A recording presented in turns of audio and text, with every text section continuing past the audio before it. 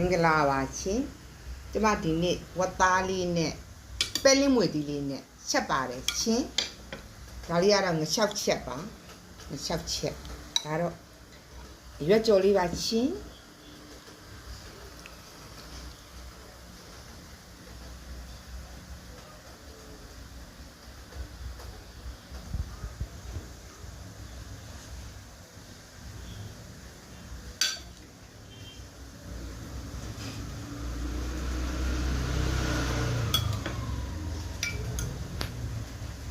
ဒါလေးကတော့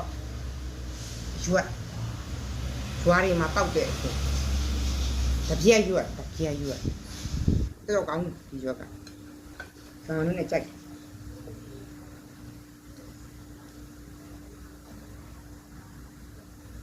ရှောက်ချက်မြောင်ရှောက်ချက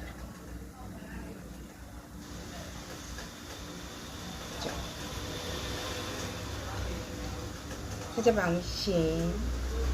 刚刚擦完了，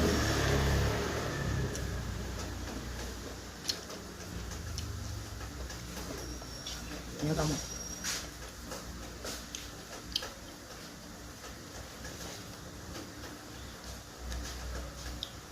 你要做。